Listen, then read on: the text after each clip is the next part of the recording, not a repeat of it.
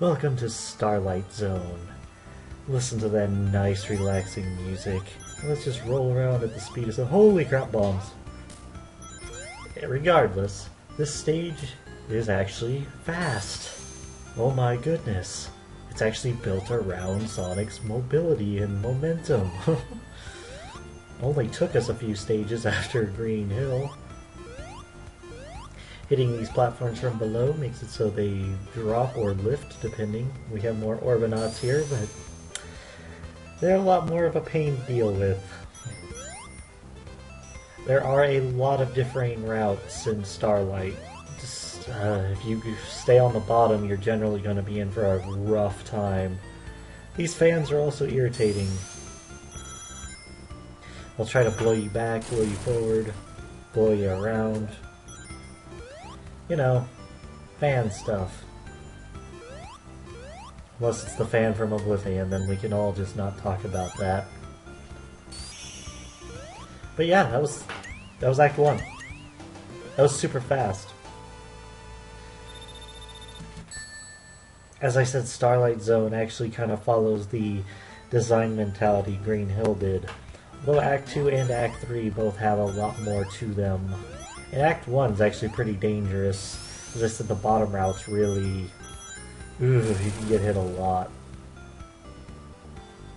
Starlight Zone is also fairly nice to you if you need to...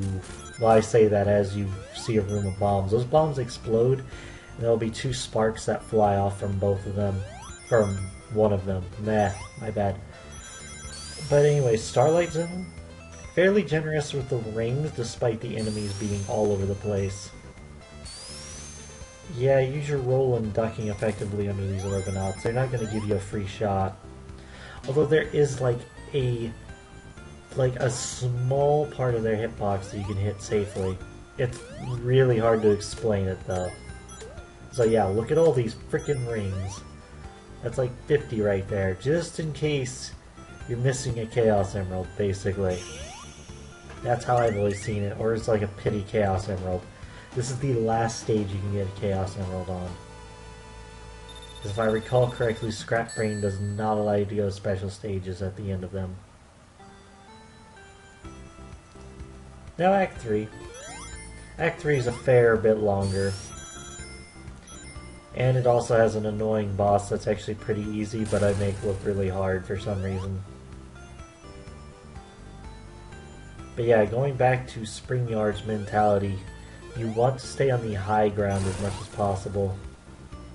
You go down low, super dangerous. Also, these fans, freaking irritating. Avoid Orbinauts all you can. So these little bars here you can, or seesaws, yeah, that's the word I'm looking for. Thank goodness there's invincibility, or else that would have been a little bit cheap. Why are we back here? So I decided to go down low because I forgot, like, the entirety of the top route. So we have some slow platforming. It's not that slow. Especially compared to Spring Yard or Marble. So you have these fireball shooters. They're fun to dodge. I love when things try to push you into things like that. It's kind of dickish. As I said, low routes. That's kind of their thing. If I recall correctly, in Sonic Unleashed, you didn't get punished as much for going the low route. And for some reason, that half of that spike ball didn't load in quite fully. Oops. Like, I tested that again after I finished the game, and it was fully there, so... If there was too many things on screen, I don't know.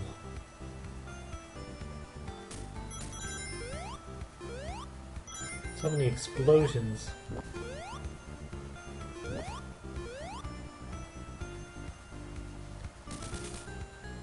Those fireball shooters would be kind of replicated with spike ball shooters, arrow shooters in Sonic 2. So the thing is, you have to seesaw spiked balls up into Robotnik. Thing is, this isn't hard whatsoever, and I make it look really, really, really, really, really hard. The standard amount of hits. Just watch out for the spike balls, and they explode when they launch. You generally want to stick with Eggman. Or else, yeah, he can pink you like that. You can also seesaw yourself up and hit him, and I should have remembered that way sooner. But now I have 0 rings. Having 0 rings makes me incredibly nervous, regardless of the game, even if it's really, really easy, because, you know, you don't want to lose a life. And I was still salty after all those Labyrinth Zone deaths. I was like, if I die here, then no one's going to let me live it down. I can die in Labyrinth Zone, no big deal, because it's frickin' Labyrinth Zone.